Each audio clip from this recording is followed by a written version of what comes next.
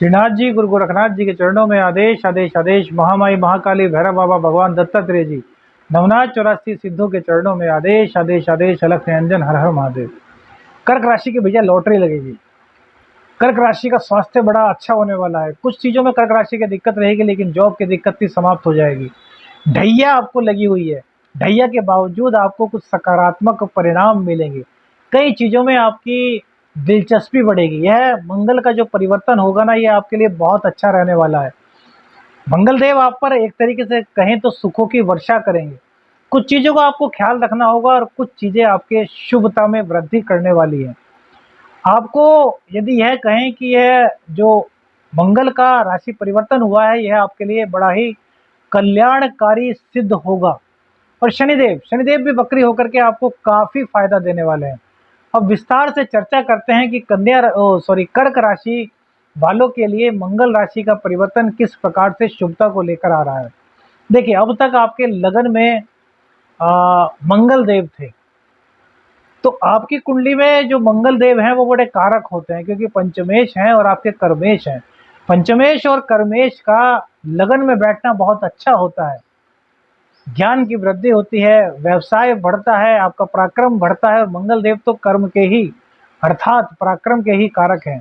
लगन में बैठ करके आपको उन्होंने काफी मजबूती प्रदान की, लेकिन नीच राशि में होने के कारण कहीं ना कहीं मानसिक चिंता, डिप्रेशन भी आपको दिया होगा।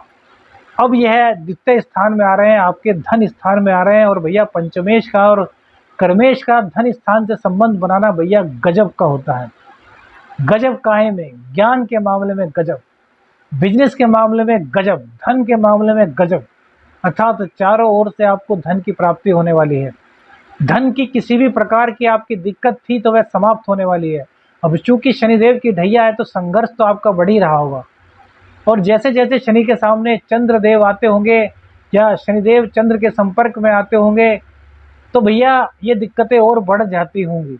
मानसिक रूप से आप काफी कुछ झेल रहे होंगे जनवरी के बाद, लेकिन शनिदेव अब जब वक्री हुए हैं तो आपको राहत प्रदान हुई होगी, काफी राहत मिली होगी। लेकिन मंगल देव आपके लिए पूर्ण रूप से राहत लेकर आए हैं। यह भैया 18 अगस्त तक का समय आपके लिए बहुत अच्छा रहने वाला है। धन के मामले में जिस बिजनेस को आप करेंगे उस बिजनेस में आपका लाभ होगा। नए बिजनेस की शुरुआत भी आपकी हो सकती है।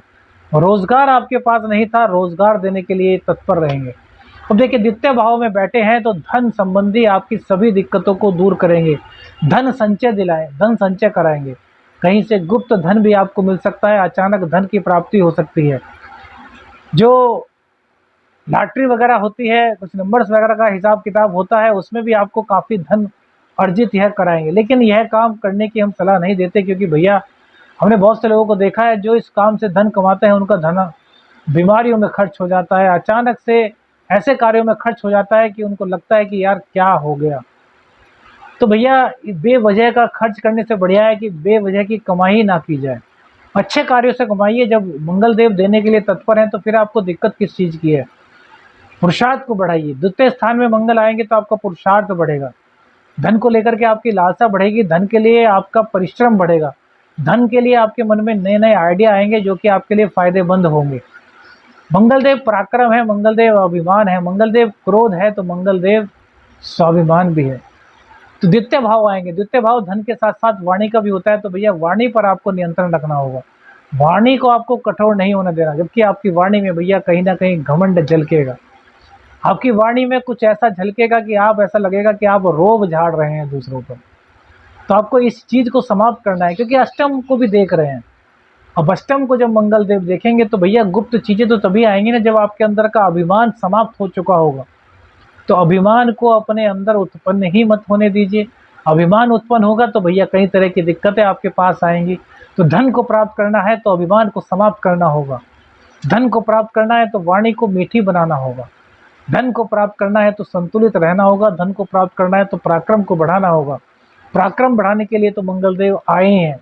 मंगल का कार्य ही है पराक्रम को बढ़ाना।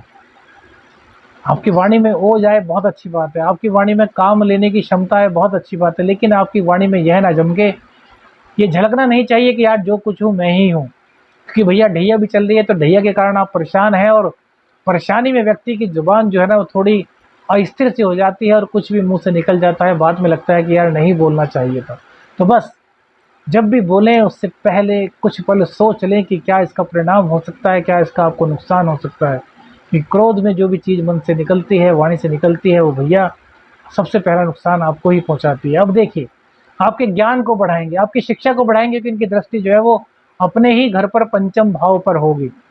पंचम भाव पर इनकी दृष्टि होने के कारण ज्ञान आपका बढ़ेगा, परीक्षा में सफलता आपको मिलेगी। कोई कॉम्पिटिटिव एग्जाम आप दे रहे हैं, पूरी तरीके से आप पास कर लेंगे। किसी भी तरह का कोई भी शिक्षा संबंधी कार्य है वह आपका पूर्ण होगा। लेकिन भैया यहाँ पर एक दिक्कत करेंगे, जो लाभ थे वो तो बता दीजिए, लेकिन कहीं ना कहीं कुछ अशुभता भी फैलाएंगे तो प्रेम संबंधों में भैया कुछ ना कुछ दिक्कत आपके आएगी। और प्रेम संबंधों में जो दिक्कत का कारण होगा वो हमने बताया कि वाणी और अहंकार, ये दो चीजें, इन दो चीजों का आप हटा लेते हैं तो भैया आपके प्रेम संबंधों में भी कोई दिक्कत नहीं आने वाली, इस बात का आप यकीन मानिए। क्योंकि मंगल देव का प्रेम से कोई संबंध नहीं होता। मंगल देव सेनापति हैं, वो अपने साहस के बल पर लड़ते हैं।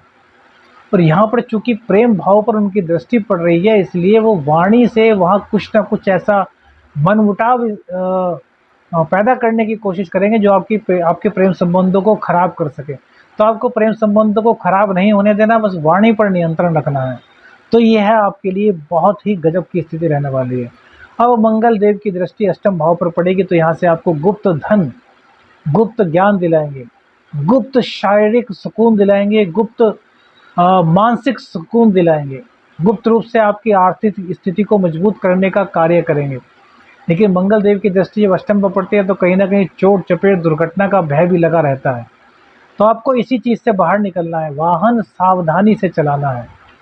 देखिए, धन आपको मिलेगा, कोई ना कोई ऐसा व्यक्ति भी आपको मिलेगा जो कि आपको इस मार्ग की ओर प्रशस्त कर सके। अभी तक आपने कई महीने तक यह दिक्कतें धन को लेकर के झेली हैं, क्योंकि भैया शनिदेव की नीच दृष्टि आपके कर्म भाव पर पड़ी हुई है। तो शनिदेव वक्री होने से उनकी पावर और बढ़ेगी। तो दृष्टि संबंध जहाँ तक 10वें का सवाल है वो तो दिक्कत करेंगे, लेकिन 12वें का फल भी शनिदेव देंगे, अर्थात नवम का फल भी शनिदेव देंगे। तो यह आपको राहत देगा और यहीं पर मंगल देव की दृष्टि भी पड़ेगी। तो भाग्य का साथ आपको बहुत बेहतरीन तरीके से मिलेगा। कहते हैं ना, भाग्य आपके साथ साथ चल रहा है, भाग्य आपसे आगे चल रहा है। जिस कार्य में हाथ डाल देंगे उसी कार्य में सफलता मिलेगी। लेकिन यह सफलता स्थायी रूप से रहे, इसके लिए आपको धार्मिक कृत्यों में खर्च करना होगा।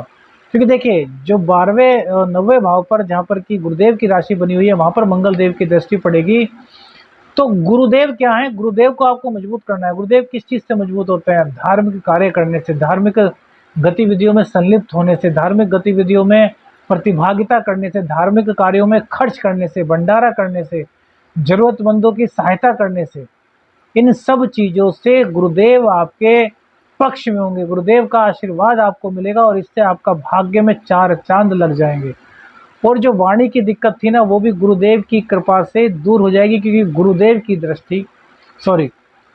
की जो दृष्टि है वो आपके द्वितीय भाव पर पड़ेगी, जहाँ पर कि मंगल देव विराजमान है। गुरु और मंगल का योग बड़ा बेहतरीन योग होता है, क्योंकि सेनापति को यदि सही मार्गदर्शन मिल जाए, सेनापति को सही ज्ञान मिल जाए, सेनापति को सही तरीके से गाइड करने वाले कोई गुरु मिल जाए, तो जो सेनापति है उनका वर्चस्व कायम हो जाता है और उनको कोई परास्त नहीं कर सकता। तो आपके लिए बहुत अच्छा मौका है। इतनी अच्छी तरीके से आपको बताने का एकमात्र उद्देश्य यही है कि बहुत अच्छी बातें आपके लिए आ रही हैं। अब देखिए, शुक्रदेव की बात करें तो शुक्रदेव आपके दूसरे के और चतुर्थ के मालिक होते हैं, अर्थात एकादशेश आपके और चतुर्थेश होते हैं। शुक्रदेव का जुलाई में ही 6 तारीख में मंगल देव के साथ आ जाना चारित्रिक रूप से तो आपको थोड़ा दिक्कत करेगा, लेकिन धन के मामले में आपको बहुत स्ट्रॉन्ग कर देगा। शनि के साथ साथी के कारण जो दिक्कतें आपके जीवन में उत्पन्न हुई है उनको पूरी तरीके से समाप्त कर देगा। इसलिए भैया खुश रहिए, मुस्कुराते रहिए और हनुमान जी का हनुमान चालीसा का पाठ अवश्य कीजिए। आदेश आदेश अलख निरंजन, हर हर महादेव।